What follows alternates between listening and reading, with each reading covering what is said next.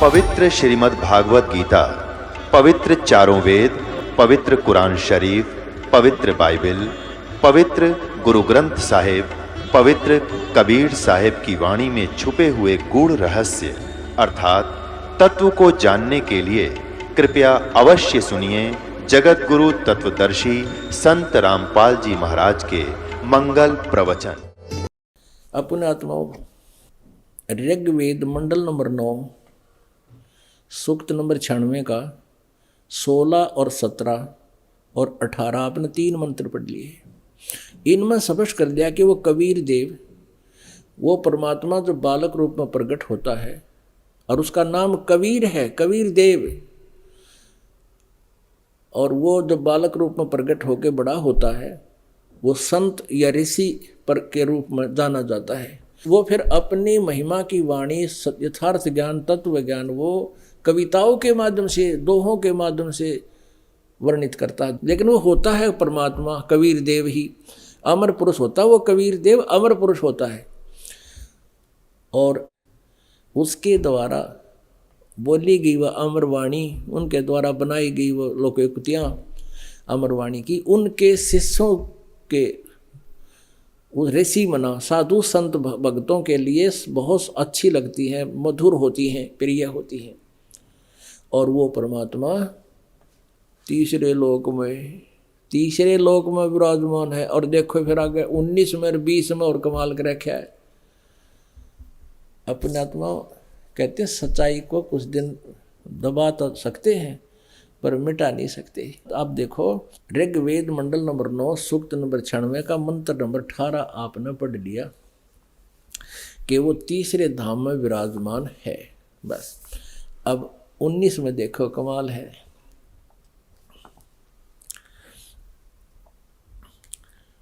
वह चौथा परम पद परमात्मा है। अभी इन्होंने तो अपने हिसाब से कर दिया। यहाँ लिखता महापुरुष उक्त चौथे परमात्मा का वर्णन करता है। अब ये नहीं होगा भगवान एक है अनेक नहीं। और यहाँ लिख रखा है कि चौथे परमात्मा तुरीय माने चौथा। यहाँ इन अनुवाद में भी तुरीय लिख दिया, चौथा ना लिखा कदे थारी बात का खंडन हो जाए, अक्षर पता लग जाए, तुरीय लिख दिया। और चौथे परमात्मा का वर्णन करता है। वह परमात्मा जो प्रत्येक बल में सचित है, सर्वोपरि प्रशंसनीय है। अब यहाँ लिखा है इस मूल संस्कृत में,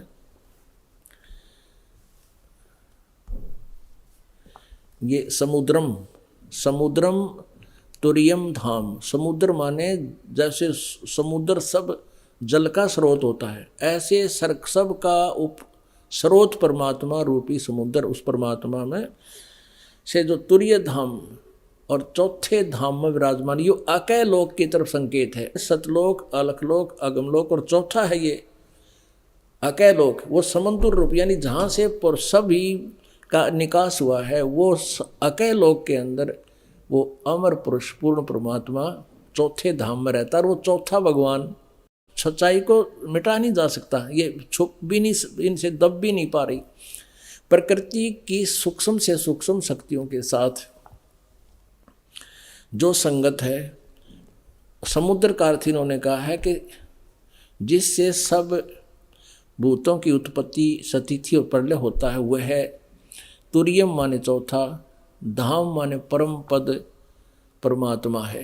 धाम माने चौथा धाम है। और फिर ये खुद कह रहे हैं कि उक्त महापुरुष उस चौथे परमात्मा का वर्णन करता है। अब चौथा परमात्मा भी है और चौथा धाम भी है। वास्तविकता तो ये है, स्पष्ट हो रही सारी कहानी। जो सर्वशक्तिमान यजमानों को तृप्त करके, जो शीघ्र गति वाला है, यानी वो चल के आता है शीघ्र गति। एक अगर सर्वव्यापक है तो पहले ही वहाँ विद्यमान है, फिर गतिकरण की क्या आवश्यकता थी भगवान की। और सबका संसार का उत्पादक है। तो यहाँ ये बात स्पष्ट होगी। अब इन्होंने एक और स्पष्ट किया है, ये है ऋग्वेद मंडल नंबर 9 सूक्त नंबर 2 और इसका मंत्र नंबर 5 नीचे है। ये परमात्मन आप समुद्र रूप हैं। ये देखो आप समुद्र रूप हैं। या इन्होंने इसका विवरण किया है, सज्ञम समज्ञ द्रवंती आपो यस्मात् स समुद्र, जिसकी शक्ति से जल आदि सब पदार्थ सूक्ष्म भाव को प्राप्त हो जाते हैं, उसका नाम समुद्र है। इस प्रकार परमात्मा का नाम समुद्र है। आ गया ना? इस प्रकार परमात्मा का नाम समुद्र है। तो यहाँ ये समुद्र शब्द है, इसमें ऋग्वेद मंडल नंबर 9 सूक्त नंबर 96 के मंत्र नंबर 19 में समुद्रम तुरियम धामम, वो चौथे धाम में और चौथा भगवान समुद्र माने परमात्मा। यहाँ कोड वर्ड है, यो अलंकार है इसमें कि वो परमात्मा जैसे सबका समुद्र से सबका निकास होता है, ऐसे उस सबका निकास जहाँ से हुआ वो चौथे धाम में विराजमान है। अपने आत्माओं सच्चाई ऐसे प्रकट हो रही है अब जैसे समुद्र जाल मार के मोती बार फेंक दिया करे। कबीर परमेश्वर ने जाल मार दी, हमारे लिए ज्ञान हमारे समक्ष रख दिया। अब प्रकृति के सूक्ष्म रूप शक्तियों के साथ जो संगत करता है, समुद्र का अर्थ है वो समुद्र, वह परमात्मा जिससे सबका निकास हुआ है, वह तुरियम धामम, चौथे धाम में विराजमान है। वो चौथे धाम में है, वहाँ रहता है और वो चौथा ही भगवान है। यह देखो महापुरुष उक्त तुरीय माने चौथे, ये तुरीय माने चौथा, चौथे परमात्मा का वर्णन करता है। यानी जो सही संत होगा वो बतावेगा चौथे और सब भगवानों के बारे में। वह परमात्मा जो प्रत्येक बल में स्थित है, सर्वोपरि प्रशंसनीय है, सर्वोपरि सबसे ऊपर है और सर्वशक्तिमान है। यजमानों भक्तों को तृप्त करके जो शीघ्र गति वाला है। अब 20 में फिर देखो, कमाल कर रखा है 20 में, वह परमात्मा जिस प्रकार एक संघ को उसका सेनापति प्राप्त होता है, इसी प्रकार ब्रह्मांड रूपी कोष को प्राप्त होकर उच्च स्वर से गरजता हुआ इस ब्रह्मांड रूपी विस्तृत प्रकृति खंड में भली भांति प्रविष्ट होता है। यानी वहाँ से चलकर आता है, कहीं से वो परमात्मा गरजता हुआ आता है। जैसे मरिय माने मनुष्य, जैसे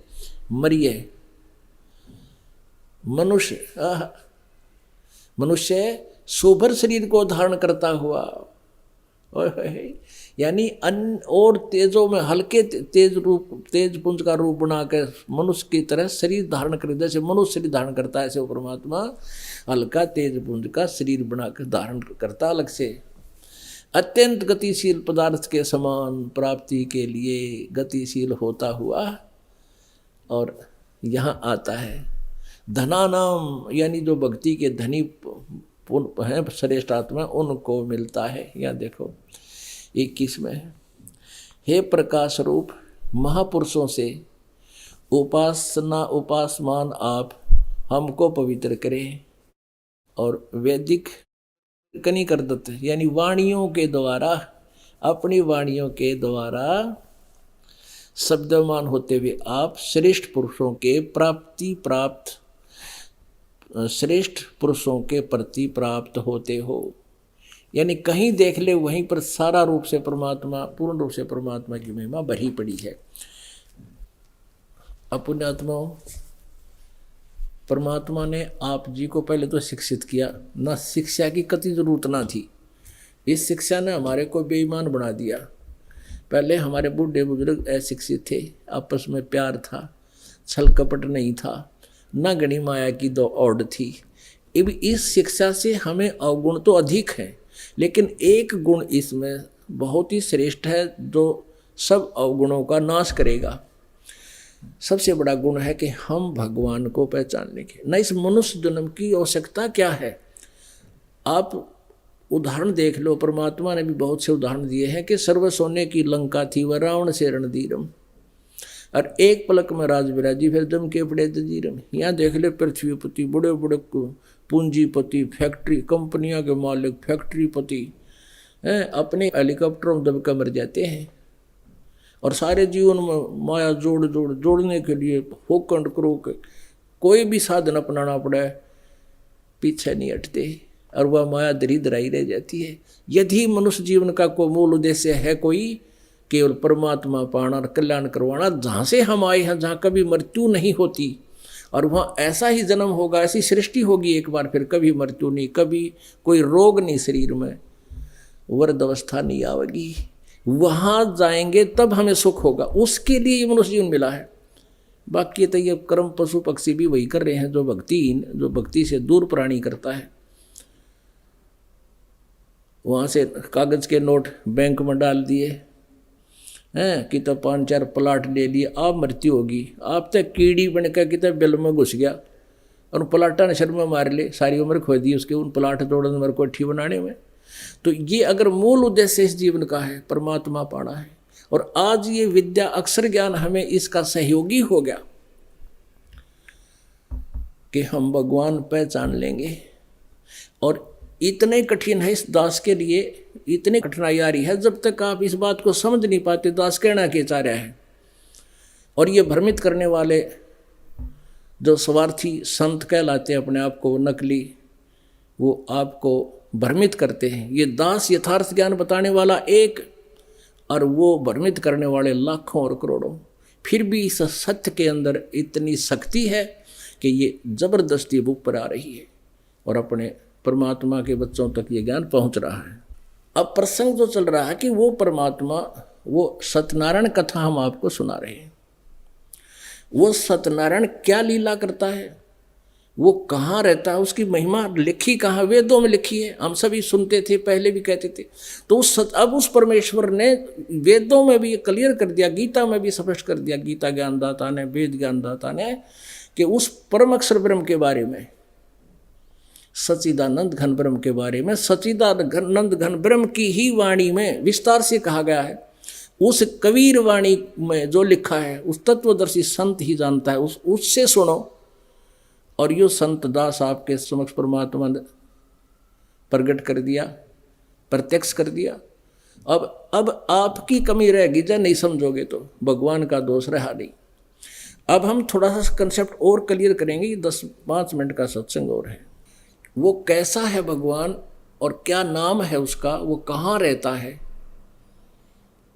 ये वैसे तो ऋग्वेद मंडल नंबर 9 सूक्त नंबर 96 के मंत्र 16 से लेकर और 21 तक कति स्पष्ट कर दिया कि वो परमात्मा कबीर देव है, उसका नाम कबीर देव है, कबीर है, और वो तीसरे धाम में रहता है, और फिर वो चौथा परमात्मा और चौथे धाम में रहता है। अपने आत्मा इन वेदों से सच्चाई सामने आ रही है। परमात्मा ने स्वयं बता रखा है कि ऊपर सतलोक है, फिर अलख लोक है, फिर अगम लोक है, फिर अकय लोक है। और ऐसे ही 4 परमात्मा ऊपर है, वो अविनाशी है। परमात्मा तो एक ही है, वो रूप अनेक बनाए हुए है बस। और ऊपर के लोकों में रहता है। ऊपर के लोकों में एक तो चौथे धाम में सतलोक में, एक तो ये काल का लोक, ब्रह्म का लोक, दूसरा परब्रह्म का लोक, और तीसरा जो धाम है, तीसरे धाम में सतलोक। उस सतलोक में भी रहता है सतपुरुष रूप में। उस सतपुरुष परमात्मा जो सतपुरुष रूप में सतलोक में, वही गति करके नीचे आता है और वहाँ भी विद्यमान रहता है। उससे ऊपर भी 3 रूप और हैं उस परमात्मा के, वो वेद भी आज स्पष्ट कर रहे हैं। अब वही आपके समक्ष आए कि वो चौथे धाम में चौथा परमात्मा, और तुरीय धाम में तीसरे धाम में भी वो परमात्मा रहता है। अब ऊपर से सतलोक से फिर चौथा धाम है और चौथा ही भगवान है। वो सतपुरुष 1, अलख पुरुष 2, अगम पुरुष 3 और अकय पुरुष वो चौथा वो स्थान है, वो धाम जहाँ से सबका निकास हुआ है, वेद बता रहे हैं। वो समुद्र रूप भगवान है। अब फिर हम आते हैं ऋग्वेद मंडल नंबर 9 सूक्त नंबर 86 के। ये वही ऋग्वेद है, इसके वही प्रकाशक हैं। ऋग्वेद मंडल नंबर 9 सूक्त नंबर 86 का मंत्र 26। यज्ञ करने वाले यानी साधना करने वाले यजमानों माने साधकों यानी भक्तों के लिए परमात्मा सब रास्तों को सुगम करता हुआ उनके विघ्नों को मर्दन करता है, उनके दुखों का नाश करता है, जो जीवन रूपी सफर में रास्ते में आते हैं, उनको पवित्र करता हुआ और अपने रूप को सरल करता हुआ,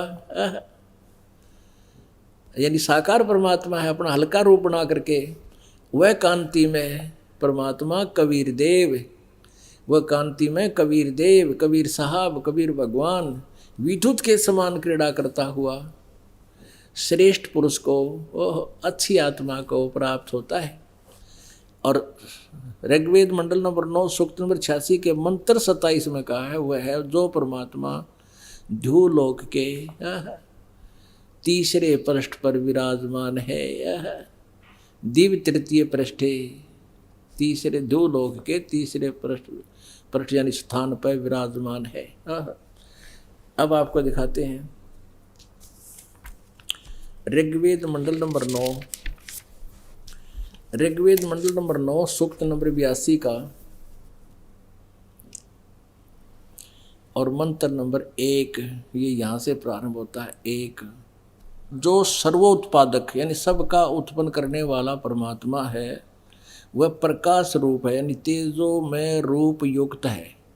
उसका रूप है प्रकाश, तेजो में रूप है, सद्गुणों की वृष्टि करने वाला और पापों के हरण करने वाला। दानंद का यो विधान भी फेल हो गया कि भगवान पाप नाश नहीं करता। पापों का हरण करने वाला, राजेव, राजेव राजा के समान। ये देखो, ये है 269 पृष्ठ पे, अरे 270 पे इसका अनुवाद है। राजेव राजा के समान, 270 पे 1 नंबर, राजा के समान दर्शनीय है, देखने जोगा है, साकार है वह परमात्मा। और वह है पृथ्वी आदि लोक लोकांतरों के चारों ओर शब्दमान हो रहा है। वह वर्णीय पुरुष को, श्रेष्ठ भगत को, श्रेष्ठ व्यक्ति को, जो दृढ़ भक्त है, उसको पवित्र करता हुआ प्राप्त होता है। कैसे? क्योंकि उस दृढ़ भगत को क्यों मिलता है? श्रेष्ठ भक्ति को, भगत को जैसे जिस प्रकार विद्युत आकाशीय बिजली स्नेह वाले स्थानों को आधार बनाकर प्राप्त होता है। जैसे कांसी एक धातु होती है, कांसी की थाली बेले हुआ करते पहले, और वर्षा के दिनों में उनको विशेषकर अंदर रखवाती थी हमारी दादी के, बिजली कांसी धातु के ऊपर गिरती है अमूमन, तो वो वहाँ गिरने का अट्रैक्शन है उसका, इसलिए उसी पे गिरेगी। तो ये वर्णीय पुरुष को, जो दृढ़ भक्त है, उसको ही पवित्र करता हुआ प्राप्त होता है। कैसे होता है? क्योंकि उसमें ही उसका अट्रैक्शन होता है, वो भगवान के ज्ञान को सुनने योग्य होता है।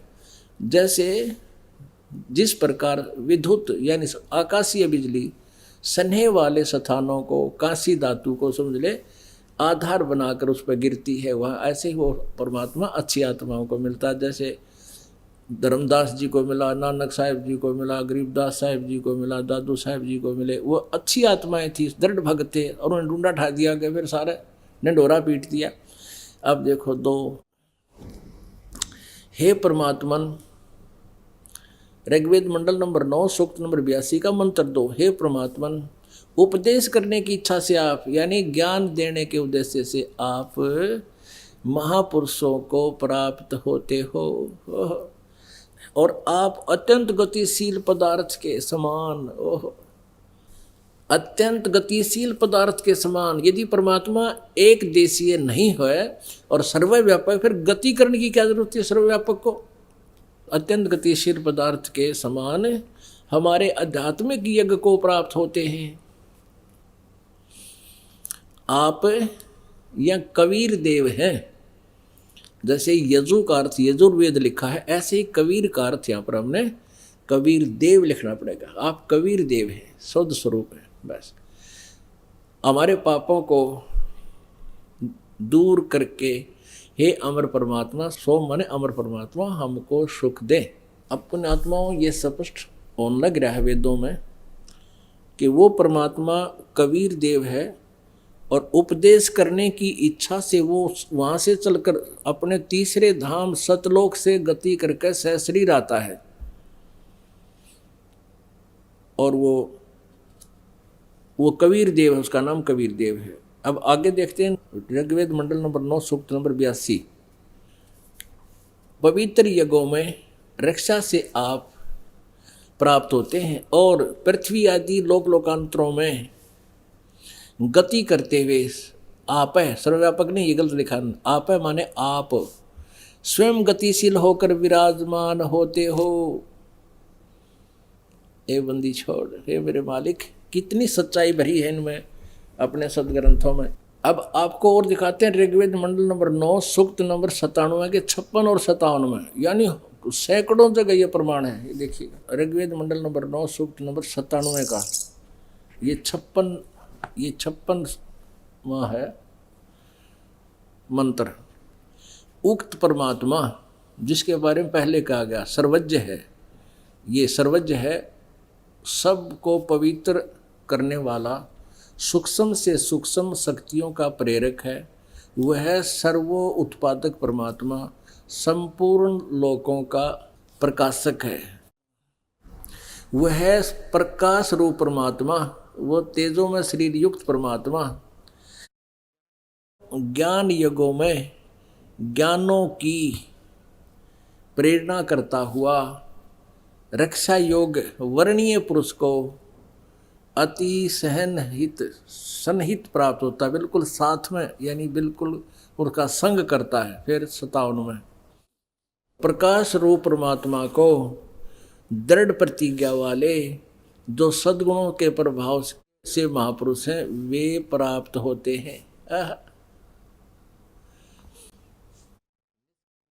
निष्काम कर्मी विद्वान ज्ञान रूपी यज्ञ की वेदी में जो शब्दायमान होते हैं, धीर लोग यानी तत्वदर्शी संत 10 प्राणों की गति से सत्कर्मों के परिपाक से उक्त परमात्मा के स्वरूप को साक्षात्कार करते हैं। फिर निराकार की तरह गया 100 जगह लिख रखा है वो साकार है, साक्षात्कार करते। अब देखो ऋग्वेद मंडल नंबर 9 सूक्त नंबर 98 का यो तीसरे मंत्र में इसमें लिखा है, वह प्रकाश रूप परमात्मा जो आनंद में है, वह रक्षा योग कर सत्कर्मी पुरुष के अंतःकरण में अपना ज्ञान प्रवाह बहाता है, यानी उसको ज्ञान देता। वह स्वरूप ऊर्ध्व माने ऊपर विराजमान है, वह ऊर्ध्व माने सर्वोपरि विराजमान परमात्मा है, वो सबसे ऊपर सतलोक में बैठा है। ठीक है अपने आत्माओं, ये है वो सत्यनारायण कथा। गीता जी अध्याय नंबर 8 के श्लोक नंबर 1 में अर्जुन ने पूछा, प्रभु आपने जो 7वें अध्याय के 29वें श्लोक में मंत्र में जिस तत्ब्रह्म का जिक्र किया है कि उसके जानने के बाद और सारे अध्यात्म ज्ञान को समझने के उपरांत परमात्मा के विधान से परिचित होने के बाद भक्त फिर यहाँ की किसी वस्तु की इच्छा नहीं रखता, केवल जरा और मरण से छूटने का प्रयत्न करता है। जरा माने बड़ा दोष था, क्योंकि इस मनुष्य जीवन की सबसे बड़ा दुख में जीवन, दुख में समय जो है वृद्ध अवस्था होती है, और मरण सबसे बूढ़ा मरण, मृत्यु। देखो आपके बालक हैं, परिवार है, रिश्तेदार हैं, धन है, कार है, कोठी है, और 1 मिनट में मृत्यु हो जा। आप चाहते हैं कि मृत्यु ना हो, आखिरी सांस तक चाहते हैं मृत्यु ना हो, या कंपलसरी। तो जब ज्ञान हो जाएगा इस मृत्यु को तो हम भूल जाएंगे, ये तो एक बार तो होगी, लेकिन फिर कभी नहीं मरेंगे हम। ऐसे लोक में चले जाएंगे जहाँ जरा और मरण नहीं है, ना वृद्धावस्था है और ना वहाँ मृत्यु है। तो जरा मरण मोक्षाय यतन्ति ते तत्ब्रह्म विदु, वो उस परमात्मा से परिचित है जो केवल जरा और मरण से छूटने का प्रयत्न करते। तो 8वें अध्याय के प्रथम मंत्र में गीता जी में पूछा वो किम तत्ब्रह्म। गीता ज्ञानदाता ने 8वें अध्याय के 3रे मंत्र में कहा है कि वो परम अक्षर ब्रह्म है। उत्तम पुरुष है तो अन्य 15वें अध्याय के 70वें श्लोक में, अब उससे लिंक हो गया भी, तो वो परम अक्षर ब्रह्म है। एक तो अक्षर पुरुष, अक्षर ब्रह्म कौन से अक्षर पुरुष, अब वो अक्षर ब्रह्म विनाशवान, ये परम अक्षर ब्रह्म है। वो कौन है, वो कबीर देव है, वो कबीर परमेश्वर है, तो तीसरे लोक में रहता है और वहाँ से चलकर गति करके यहाँ आता है, जो बनारस में काशी शहर में एक धानक की भूमिका करके 120 वर्ष रह के और तत्वदर्शी संत की भूमिका करके सह श्री राय थे, सह श्री चले गए। वो परम अक्षर ब्रह्म है, वो सत्यनारायण परमात्मा है। बोलो सतगुरुदेव। परम पिता परमेश्वर पूर्ण ब्रह्म कबीर देव बंदी छोड़ कबीर परमेश्वर जी की असीम कृपा से आप सभी पुण्यात्माएं परमात्मा की महिमा सुन रहे हो। आप पे आरती, आप पे साजे, आप पे किंगर, आप पे बाजे, आप पे ताल झांझनकारा, आप नचे आप देखण हारा। परमेश्वर वो पूर्ण ब्रह्म हम सभी प्राणियों का पिता है, वो कुल मालिक है, वो सचखंड में रहता है, उसका नर आकार है, मनुष्य सदृश शरीर है। वो परमात्मा वहाँ से चलकर यहाँ अपनी प्यारी आत्माओं को यथार्थ ज्ञान देने के लिए आता है। और काल भगवान ने जिसको ब्रह्म कहते हैं, जिसको वेद ब्रह्म कहते हैं, वो काल है। ज्योति निरंजन भी उसको कहते हैं, सरपुरुष भी वो कहलाता है। सरपुरुष 21 ब्रह्मांड का स्वामी है। ब्रह्मा विष्णु महेश इसी सरपुरुष के, इस काल रूपी ब्रह्म के पुत्र हैं। दुर्गा इन ब्रह्मा विष्णु महेश की माता है और इन सभी ने मिलकर हम परमेश्वर की प्यारी आत्माओं को यहाँ काल के जाल में फंसा रखा है। परमेश्वर कहते हैं, बंदी छोड़ हमारा नामम, अजर अमर है अस्थिर ठामम। कबीर देव जी, कबीर साहब जी अपनी प्यारी आत्माओं को अपनी जानकारी स्वयं ही देने के लिए आते हैं।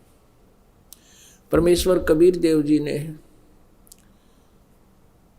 हमें परमात्मा की भक्ति का एक विधान बना कर दिया था। इस काल को, इस ब्रह्म को, क्षर पुरुष को ये 500 वेद दिए थे प्रभु ने, परमेश्वर ने, कि तू इन मेरी प्यारी आत्माओं को ये भक्ति विधि बता देना। इसने क्या हेरा फेरी की हमारे साथ, कैसा धोखा किया। इस काल भगवान ने 4 वेद हमारे को दे दिए, ऋग्वेद, यजुर्वेद, सामवेद और अथर्ववेद। सूक्ष्म वेद छुपा दिया, जिसके अंदर पूर्ण परमेश्वर के पाने की, उस परमेश्वर की पूरी पहचान, उसके मंत्र की विधि, जाप की विधि उसमें विद्यमान थी। आज आपने सुबह के सत्संग में सुना था कि चौथे अध्याय के 32वें श्लोक में बताया है कि उस सच्चिदानंद घन ब्रह्म की वाणी में ब्रह्मणे मुखे बहुत ही विस्तार के साथ सत साधनाओं का वर्णन है और उनके जानने के उपरांत आप सभी कर्मों के बंधन से मुक्त हो जाओगे, पूर्ण मोक्ष प्राप्त कर जाओगे। वो तत्व ज्ञान है, वो सच्चिदानंद घन ब्रह्म की वाणी है, वो कबीर वाणी है। आप जी ने ऋग्वेद मंडल नंबर 9 सूक्त नंबर 96 का मंत्र 1 से 20 तक 21 तक देखा, पढ़ा। उसमें स्पष्ट किया हुआ है कि उस परमेश्वर का नाम कबीर देव है। कबीर देव, हम उसको कबीर साहब कहते हैं। और वो कबीर वाणी के द्वारा अपनी महिमा लोकोक्तियों के माध्यम से, दोहों के माध्यम से, कविताओं से वो सुनाता है। और वो अमर परमात्मा कबीर देव है। तो पुण्यात्मा, श्रीमद् भगवद गीता अध्याय नंबर 4 के श्लोक नंबर 32 में उसी कबीर वाणी के बारे में कहा है कि उस ब्रह्मणे मुखे, ब्रह्मणे माने सच्चिदानंद घन ब्रह्म यानी परम अक्षर ब्रह्म के मुखे माने उनके मुखारविंद से उच्चारित उस ज्ञान में, कबीर वाणी में विस्तार से कहिए।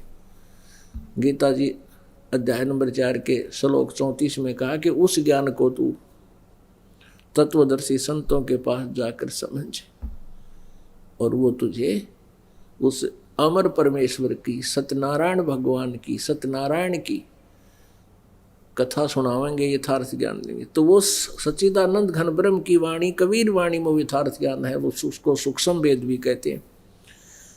वो काल भगवान ने, ब्रह्म ने गुप्त कर दिया, छुपा दिया। उस ज्ञान को देने के लिए परमात्मा सतलोक से चलकर यहाँ काल के लोक में आते हैं, अपनी प्यारी आत्माओं को यथार्थ ज्ञान देने के लिए। अब काल भगवान ने क्या किया है कि सब उल्टा ज्ञान अपने दूतों यानी संदेश वाहकों द्वारा उल्टा ज्ञान प्रचार करवा दिया। चारों वेदों में वर्णित विधि से, वैसे 3 वेद भक्ति के हैं, अथर्ववेद जो है ये इसमें विज्ञान कांड ज्यादा है, यजुर्वेद, ऋग्वेद और सामवेद। इन तीनों वेदों में जो भक्ति की विधि वर्णित है उससे परमात्मा प्राप्ति नहीं होती है। यजुर्वेद अध्याय नंबर 40 के मंत्र नंबर 15 में कहा है कि ओम करतो समर किलवे समर करतोम समर। ओम नाम का जाप काम करते करते सिमरन करो, विशेष कसक के साथ सिमरन करो, मनुष्य जीवन का प्रथम कर्तव्य मान के साधना कीजिए। तो भस्मांतम शरीरम, जब तेरा शरीर छोड़कर जागा, शरीर का अंत होगा, तब वो अमरत्व प्राप्त होगा तुझे, जो ओम नाम से प्राप्त हो सकता है। श्रीमद् भगवत गीता अध्याय नंबर 8 के श्लोक नंबर 13 में कहा है, ओम इति एकाक्षरम ब्रह्म व्यवहारण माम अनुसमरण ये परियाति तजन देहम सयाति परमाम गतिम। माम ब्रह्म, मुझ ब्रह्म का केवल एक ओम अक्षर है, और जो शरीर त्याग कर जाता हुआ, इसका सिमरण करता हुआ शरीर त्याग कर जाता है, वह परम गति को प्राप्त होता है, यानी ओम नाम से मिलने वाला जो लाभ है उसको प्राप्त होता है। श्रीमद् भगवत गीता अध्याय नंबर 11 के श्लोक नंबर 32 में स्वयं कहता है, मैं काल हूँ और सबको खाने के लिए आया हूँ। गीता अध्याय नंबर 11 के श्लोक 21 में अर्जुन कहता है, परमात्मा आप तो इन सिद्धों को भी खा रहे हो, आप इन देवताओं को भी खा रहे हैं, ऋषियों के समुदाय आपके आगे हाथ जोड़े खड़े हैं कि मंगल हो, बख्श दो, आप तो इनको भी खा रहे हैं। तो 11वें अध्याय के 32वें श्लोक में कहता, मैं तो काल हूँ भाई, सबको खाने के लिए अब परवर्त हुआ हूँ। श्री कृष्ण काल नहीं थे, क्योंकि वो तो पहले महाराज उसके साथ थे, उनका रिलेटिव थे अर्जुन के। वो काल श्री कृष्ण में प्रवेश करके उसने गीता बोल दी। श्रीमद् भगवत गीता अध्याय नंबर 11 के श्लोक नंबर 46 में अर्जुन कहता है कि हे सहस्राबाहु, यानी 1000 भुजा वाले भगवान, आप अपने उसी चतुर्भुज रूप में आओ। क्योंकि श्री कृष्ण तो विष्णु अवतार थे, और विष्णु जी का रूप उन्होंने कई बार श्री कृष्ण का देख रखा था अर्जुन ने। अर्जुन कहता है, हे भगवान, आप इस जब वो काल ना अपना रूप दिखा, 1000 हाथ, 1000 मुँह, 1000 ऐसे नेत्र गने, तो तब कहा कि हे सहस्राबाहु, 1000 भुजा वाले प्रभु, आप उसी चतुर्भुज रूप में आओ। अब गीता अध्याय नंबर 11 के श्लोक 47-48 में कहा कि अर्जुन, ये मेरा जो वास्तविक रूप ये है, मैं काल हूँ, और मेरी प्राप्ति, मेरे इस रूप के दर्शन, जो मेरा ओरिजिनल रूप है, यहाँ का जो भगवान ब्रह्म है, उसकी प्राप्ति के विषय में कहा कि मेरे दर्शन, ये जो मैंने तुझे अब दर्शन दिए हैं, ये दर्शन मेरा साक्षात्कार न तो वेदों में वर्णित विधि से, ना किसी जप से, ना तप से, ना किसी क्रिया से, बिल्कुल संभव नहीं। इति सिद्धम पुण्यात्माओं, इति सिद्धम के वेदों में वर्णित विधि से प्रभु प्राप्ति नहीं है। उससे अन्य लाभ हो जाता है, जैसे हठ योग करने से सिद्धियां आ जाती हैं, ओम नाम का जाप करने से ब्रह्मलोक प्राप्त होता है। गीता जी अध्याय नंबर 8 के श्लोक नंबर 16 में कहा कि ब्रह्मलोक पर्यंत ये सभी पुनरावृत्ति में हैं, यानी सब ब्रह्मलोक तक पहुँचे हुए प्राणी भी वापस जन्म मृत्यु में आते हैं, पूर्ण मोक्ष नहीं होता। पुण्यात्माओं, गीता ज्ञान दाता अध्याय नंबर 4 के श्लोक नंबर 5 और 9 में कहता है, अर्जुन तेरे और मेरे बहुत जन्म हो चुके, तू नहीं जानता मैं जानता हूँ। मेरे जन्म और कर्म दिव्य हैं। श्री मद् भगवत गीता अध्याय नंबर 2 श्लोक 12 में कहा कि अर्जुन तेरे और मेरे बहुत जन्म हो चुके हैं, पहले भी हुए, हम आगे भी होंगे, ये ना सोच के हम वर्तमान में। श्रीमद् भगवत गीता अध्याय नंबर 10 श्लोक नंबर 2 में ये गीता ज्ञान दाता काल कह रहा है कि मेरे जन्म को ऋषि देवता नहीं जानते, क्योंकि इन सब का जन्म मेरे से ही हुआ है। इससे सिद्ध है कि गीता ज्ञान दाता का जन्म तो हुआ है, जो श्री कृष्ण में बोल रहा है प्रवेश करके, लेकिन ब्रह्मा विष्णु महेश इनकी उत्पत्ति से परिचित नहीं है, क्योंकि ये इनके पुत्र हैं। अब जैसे पिता की डेट ऑफ बर्थ संतान नहीं जान सकती, दादाजी बता देगा, तो परमेश्वर कबीर देव जी ने इन सब की जन्म पत्री अलग अलग खोल कर बता दी। आप सृष्टि रचना में सुनते हो, पुस्तक में बना रखी है, उसमें पढ़ते हो, तो उस परमेश्वर ने आकर के इन सब की जन्म और मृत्यु सतिथि और इनकी सामर्थ्य हमें बताया, हमें ज्ञान दिया परमात्मा ने। तो कहने का भाव ये है कि वेदों में वर्णित विधि से परमात्मा प्राप्ति नहीं हुई, सिद्धियां आ गई, एटम बम बन गए और फिर ब्रह्मलोक तक जाकर फिर वापस अपने पुण्यों को क्षीण करके 84 लाख योनियों में, पशु योनियों में, पक्षी योनियों में भटकते रहे। ये यहाँ का अटल विधान है। जब तक हम श्रीमद् भगवत गीता अध्याय नंबर 17 के श्लोक नंबर 23 में वर्णित उस मंत्र ओम तत्सत, ओम तो ब्रह्म का है, तत् ये परब्रह्म का है और सत ये परम अक्षर ब्रह्म का है। तत् और सत ये सांकेतिक हैं, ओम डायरेक्ट है ब्रह्म का और तत् ये सांकेतिक है, सत्य भी सांकेतिक है। ये दास बताएगा और दास के अतिरिक्त इन मंत्रों का दान करना भी किसी को अधिकार नहीं है, ये दास ही उनको दे सकता है। ये परमात्मा का आदेश है। और मुझ दास से नाम प्राप्त करके कोई पापात्मा स्वयं गुरु बनकर ये नाम देता है, वो डुप्लीकेट आदमी है, उससे बचकर रहना है। वो अपना भी जीवन व्यर्थ कर रहा है, क्योंकि परमात्मा के साथ धोखा कर रहा है, वो काल के दूत का काम कर रहा है, उसे सावधान रहना है। अब काल ने कैसा जुल्म करवा रखा है हमारे साथ कि काल ने ऐसी साधना दे दी ब्रह्म ने अपने नकली गुरुओं, ऋषियों, महर्षियों द्वारा, मंडलेश्वरों के द्वारा, और उन्होंने जो साधना की उससे प्रभु प्राप्ति हुई नहीं, तो सभी ने अपना विधान बता दिया कि परमात्मा निराकार है। और इसने प्रतिज्ञा कर रखी है कि मैं कभी भी किसी को दर्शन नहीं दूंगा। गीता जी अध्याय नंबर 7 के श्लोक 24 और 25 में कि ये मूर्ख जन समुदाय मुझको मनुष्य रूप में मानता है, श्री कृष्ण रूप में देख रहा है। मैं कृष्ण नहीं हूँ और ये मेरे घटिया अनुत्तम, मेरे इस घटिया नियम से परिचित नहीं है कि मैं कभी भी किसी के सामने प्रकट नहीं होता, मैं किसी को दर्शन नहीं देता। इसने प्रतिज्ञा कर रखी है कि मैं कभी भी अपने वास्तविक रूप में किसी को दर्शन नहीं दूंगा।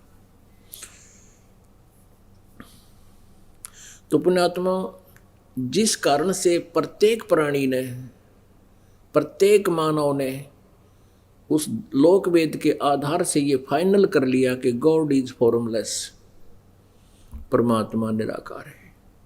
हम विष्णु जी की पूजा करते थे, श्री कृष्ण जी को इष्ट रूप में मानते थे, भगवान शिव जी की विशेष आदर से पूजा करते थे, और फिर भी कोई बात करता था कि ध्यान लगाता हूँ मैं, कोई पूछता भाई क्या देखते हो, कि बस प्रकाश ही प्रकाश देखते हैं। भगवान कैसा है? भगवान तो निराकार है।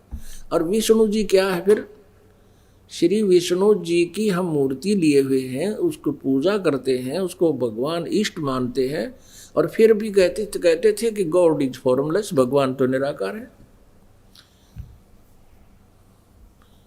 तो ये था, एक लोक वेद था। परमेश्वर कबीर जी कहते हैं कि खोजत खोजत था किया, अंत कहा बेचो ने, प्रयत्न कर कर थक लिए, दर्शन हुए नहीं। क्योंकि उनकी वे ऑफ वर्शिप रॉन्ग थी, उनकी पूजा की विधि ठीक नहीं थी, जिस कारण से परमात्मा के दर्शन हुए नहीं। और सभी ने अपना एक ही सिद्धांत फाइनल कर दिया, परमात्मा निराकार है। अब काल ने ये दाव चलना था कि परमात्मा भी आ सकते हैं अपनी प्यारी आत्माओं के लिए, और वो कहेंगे आई एम गॉड, मैं भगवान हूँ। कोई नहीं सुनेगा, उसको डले मारेंगे, पत्थर मारेंगे कि गॉड परमात्मा तो निराकार है। मुसलमान धर्म में यदि कोई ये कहता है कि परमात्मा साकार है, वो दंड का अधिकारी है। पुण्यात्माओं, ऐसे ही ईसाई धर्म में परमात्मा को साकार नहीं मानते, केवल फरिश्तों को वो मानते हैं, देवताओं को, फरिश्तों को। ऐसे ही मुसलमान धर्म में, ऐसे ही हिंदू धर्म में परमात्मा को निराकार ही रट ला रखी थी। ऐसे ही सिख धर्म में निरंकार कहें, तुम ही एक निरंकार, जबकि परमात्मा साकार है, मनुष्य दृश्य है, शरीर है, उसका नाम कबीर है। तो पुण्यात्माओं, जो परमेश्वर यहाँ आए, इस काल भगवान ने परमात्मा की एक बात नहीं हमें सुनने दी। ये नकली गुरु संत ऋषि महर्षि कहते रहे कि परमात्मा तो निराकार है, ये झूठ बोलता है जुलाहा, और ये अपने आप को खुदा कहता है, और ब्रह्मा विष्णु महेश को ये नासवान बताता है, देवताओं की निंदा करता है। इसकी बातें मत सुनना। हिंदू कहते ये मुसलमान है, मुसलमान कहते ये हिंदू है, इसकी बातें मत सुनना। और परमात्मा कहते हैं हिंदू और मुसलमान के बीच में मेरा नाम कबीर, और आत्म उद्धारकार ने अवगत धरा शरीर। कहते हिंदू और मुसलमान के बीच में मेरा ही नाम कबीर है, और तुम्हारा कल्याण करने के लिए अवगत वो पूर्ण परमात्मा ही कबीर रूप में प्रकट है। लेकिन हमारी बुद्धि काम नहीं करे थी। पुण्यात्माओं, परमेश्वर कबीर जी और महर्षि रामानंद जी का एक सत्संग हुआ, आपस में विचार विमर्श हुआ, आध्यात्मिक ज्ञान चर्चा हुई। कबीर परमेश्वर जी ने एक महर्षि रामानंद पंडित जी के शिष्य विवेकानंद जी से एक प्रश्न पूछा था। वो सत्संग कर रहा था, और स्वामी रामानंद जी जो थे वो विष्णु जी के उपासक थे, विष्णु जी को इष्ट रूप में मानते थे। विवेकानंद जी सत्संग कर रहे थे, सैकड़ों श्रद्धालु प्रेम से, श्रद्धा से सत्संग सुन रहे थे। वो बता रहे थे कि श्री विष्णु जी ये अजरो अमर हैं, इनके कोई माता पिता नहीं हैं, सर्वेश्वर हैं, महेश्वर हैं, सबके मालिक हैं, ये ही पूजा के योग्य हैं, सर्व सुखदायी भगवान हैं, इनका कोई जन्म मृत्यु नहीं होता, यही ब्रह्मा रूप में उत्पत्ति करते हैं और विष्णु रूप में ये सतिथि करते हैं, और शिव रूप में संहार करते हैं। अजरो अमर हैं, बड़ी बड़ी लंबी कथाएं सुनाते हैं। यही श्री कृष्ण रूप में अवतरित हुए, यही श्री रामचंद्र रूप में अवतरित हुए, ऐसे बहुत सी कथा सुनाई। तब परमेश्वर कबीर जी ने खड़ा होकर के प्रश्न किया कि स्वामी जी, आप कहते हो कि श्री विष्णु जी का कोई माता पिता नहीं है, और मैंने एक ब्राह्मण पढ़ रहा था, कथा सुना रहा था, मैंने उसे सुना कि श्री विष्णु जी का जन्म भगवान शिव और पार्वती से हुआ। शिव पुराण रुद्र संहिता अध्याय नंबर 6-7 में। आप कहते हुए अजरो अमर है, इनके कोई जन्माता पिता नहीं, कृपा शंका का समाधान कीजिए और ये भी बताइए कि कौन ब्रह्मा का पिता है, कौन विष्णु की माँ, शंकर का दादा कौन है, हमको दे बता। अब जो ही उसने शिव पुराण खोल कर देखा, उसमें प्रत्यक्ष लिखा था कि सदाशिव और दुर्गा के संयोग से विष्णु जी का जन्म हुआ, उसका नाम विष्णु रखा। अब सदग्रंथ संस्कृत में थे, शिव पुराण भी संस्कृत भाषा में थी। उसने पढ़ लिया, जान लिया, समझ लिया, लेकिन अभिमानवश अपनी इज्जत बेइज्जती का, प्रतिष्ठा का सवाल बना लिया। नालायका ने माननी चाहिए थी हार, स्वीकार कर लेना चाहिए था कि आप ठीक कह रहे हो बच्चा। चलो भगवान ना माने, बालक तो मान ले। 5 साल की उम्र के, 5 वर्ष की आयु थी लीला में कबीर परमेश्वर की दिखा रहे थे वो, क्योंकि वो प्रत्येक युग में एक शिशु रूप धारण करके सतलोक से चल कर आते हैं, सशरीर एक बालक का रूप धारण करके प्रकट होते हैं। धीरे धीरे लीला में वो बड़े होते हैं।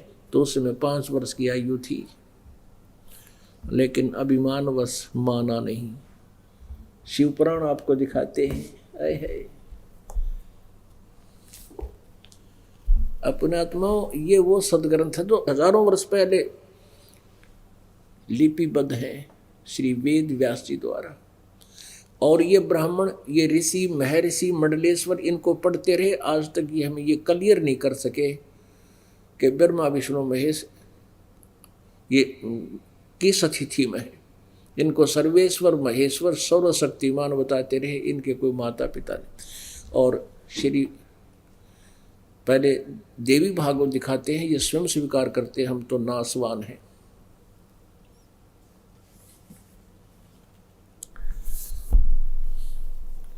पुण्यात्माओं, परमात्मा का पाना और पूर्ण मोक्ष कराना कति आसान बात है, बिल्कुल आसान, सबसे इजी है। 2 रोटी का धंधा करना भी कठिन है, लेकिन मोक्ष बिल्कुल आसान है। कठिन क्या चीज़ है कि ये विश्वास होना कि जो साधना हम कर रहे हैं ये हमारी सही है। क्योंकि शास्त्र विधि को त्याग कर जो मनमानी पूजा करते हैं, गीता जी अध्याय नंबर 16 के श्लोक 23 अनुसार, उनकी न तो गति होती है, न कोई सुख होता है, न उनकी कोई सिद्धि होती है, यूजलेस। इस दास का उद्देश्य है कि आप जी को ये परिपक्व कर दूं कि हम जो साधना करें फाइनल है। फिर तो एक ऐसा मेथड है, ऐसा खजाना दे दिया परमात्मा ने, श्वास और श्वास के सिमरण का। एक श्वास की कीमत भी इतनी जबरदस्त है जिसका वर्णन नहीं कर सकते। और वो कोई भी कर सकता है, मजदूर भी कर सकता है, साहूकार भी, सेठ भी, धनी भी कर सकता है, राजा भी कर सकता है, रंक भी कर सकता है, और बहुत आसानी से कर सकता है। लेकिन हमारे ऊपर जो बाधाएं हैं, सबसे ज़्यादा बाधा हमारे ऊपर ये है कि संसार जो साधनाएं कर रहा है, जो क्रियाक्रम करता है, वो शास्त्र विधि त्याग कर उस लोक वेद से कर रहा है, और हमने वो करनी नहीं। यदि हम उनको करेंगे तो हमारा नाम खंड हो जाएगा, विधि भंग हो जाएगी, हम फाउल हो जाएंगे, और फाउल होने से गेम में हम हार जाते हैं। तो हम जैसे सीता जी को एक रेखा खींच दी गई थी कि इससे बाहर मत जाना तो सुरक्षित रहेगी, और रावण आया मांगने के लिए, उसने सोचा कि क्या फर्क पड़ता है, 2 कदम रख के रेखा से बाहर आटा दे देती हूँ साधु को।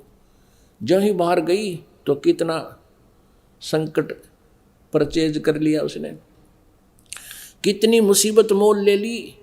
ऐसे ही ये काल है। परमात्मा ने जो रेखा खींच रखी है नियमों की, इसको ना तोड़ना, सपने में भी भंग ना होने देना। स्वप्न वैसे कहने का भाव ये, सपने में चाहे हो भी जा कोई दिक्कत नहीं। जैसे एक भगत कहता जी, मैंने कभी बीड़ी नहीं पी और सपने में बीड़ी पीऊँ नाम लेने के बाद, तो सपने में नहीं टूटता। मैं कहने का भाव ये है कि इस मर्यादा को बहुत सावधानी से निभाना, फिर आप सफल आसानी से हो जाओगे। तो पूरा संसार समाज जो है उसी में रंग में रंगा हुआ है। हमारे एक परिवार में 1-2 सदस्य उपदेशी होते हैं, बाकी के उसी रंग में होते हैं। धीरे धीरे आ जाती है गाड़ी लाइन पर समय लगता है। तो तब तक हम कभी ऐसे ही खींचातानी बन रही है, और काल का ये दाव है कि इसका नाम खंड हो जा, फिर मैं इसको अपने आप देख लूँगा। परमेश्वर कहते हैं, अनंत कोटबाजी जहाँ हमने रचे सकल ब्रह्मांड, और कह कबीर मैं के करूँ यू काल करे जीव खंड। अब परमात्मा कहते हैं, मैं इतना समर्थ हूँ, सारे ब्रह्मांडों की रचना मैंने की, सब कुछ मैंने रचा, मैं सब कुछ कर सकता हूँ, लेकिन एक हम नियम में बंध गए। एक वचन दे चुके हैं परमात्मा इनको, काल को। काल ने कहा था ब्रह्म ने कि हे प्रभु, आपके ज्ञान पर आधारित रहे, आपकी मर्यादा में रहे तो आपका, आपकी मर्यादा में ना रहे तो फिर वो हमारा होगा। तो परमेश्वर कहते हैं, जब तक हंसा हमरी आना और काल लगे नहीं तेरा बाना, जब तक हमारी मर्यादा में भक्त रहेगा, संत रहेगा, मेरा साधक रहेगा, हमारी आन कान में मर्यादा में, तो काल का अटैक नहीं हो सकता। तो काल सबसे पहले यही काम करता है कि उसके नाम को खंडित करवाने की चेष्टा करता है।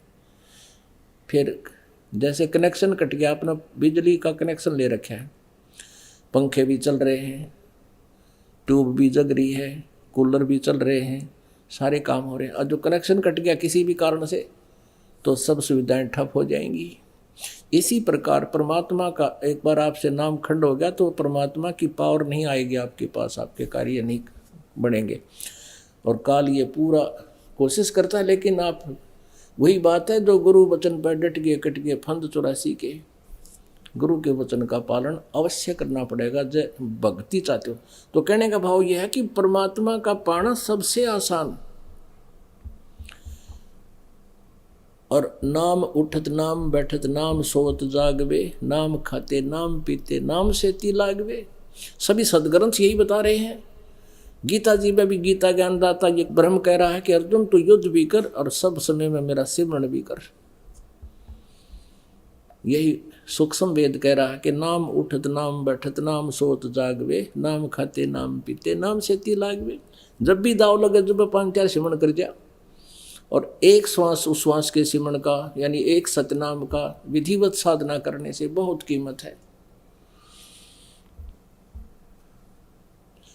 सतनाम पालड़ रंगोरी हो, तराजू के एक पलड़े में सतनाम का एक सिमरण रख दे, और 14 लोग चढ़ावे राम रंगोरी हो, और 3 लोग ये पृथ्वी और स्वर्ग और पाताल लोग पास्यंग धरे रंगोरी हो, और तो ना तुला तुलाया राम रंगोरी हो।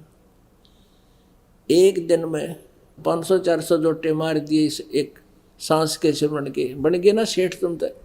लेकिन हम क्या करते रहते हैं, हमारे साथ घने पचड़े हैं। जैसे परिवार ने सारे नाम लिया नहीं, कोई उनके ऊपर आपत्ति आती दिखती है, हम 100 अर्ज करते हैं अंदर अंदर से, तो उनको भी सहारा मिलता है आपकी इस कमाई से। तो इसका तो सही तरीका ये है कि पूरा परिवार नाम ले ले, और रिश्तेदारों तो भी आ जाए शरण में, फिर किसी की दुआ करने की जरूरत ना पड़ा उन्हें, हमारी कमाई सुरक्षित और वो भी सुखी, क्योंकि भगवान उनको भी साथ देगा। तो प्रथम तो ये विश्वास हो कि ये दास जो शब्द वचन बोल रहा है ये अपना नहीं बोल रहा, ये तो परमेश्वर के वचन हैं। उन्होंने जो 600 वर्ष पहले बोले थे, दास तो एज ए टेप रिकॉर्डर, उनको याद करके आपको आदेश दे रहा हूं कि भगवान का ये आदेश है, मानोगे तो सफल होगा, क्योंकि भगवान का विधान है, वो यूजलेस नहीं हो सकता, उनका एक वचन भी व्यर्थ नहीं हो सकता। तो ये आपका कद समझ में आओगा, कितने दिन में आपके समझ में आएगी कहानी, उस दिन का इंतज़ार है। और उस समझ को मैं लाने के लिए इतने प्रयत्न किए जा रहे हैं, इतने सद्गुण दिखाए जा रहे हैं आप जी को। तो पुण्यात्मा परमात्मा का पाना सबसे आसान है, मोक्ष तो बहुत ही आसान है, ये सत्कर्म मान लेना। कोई बात है कोई ना, यो ज्ञान ऐसा आपके समझ में आ जाओगा कि हमने मृत्यु तो अपनी होएगी यहाँ से, ये तो डेफिनेट है। चाहे हम राजी रहें चाहे नाराज रहें, रोएं या कैसे करें, मरना अवश्य है। लेकिन उससे पहले हम इतना भजन करें, और मरते समय एक फार्मूला हमारे ने बताया, जहाँ आशा तहाँ बादशाह होई, और मन कर्म वचन सुमरियो सोई।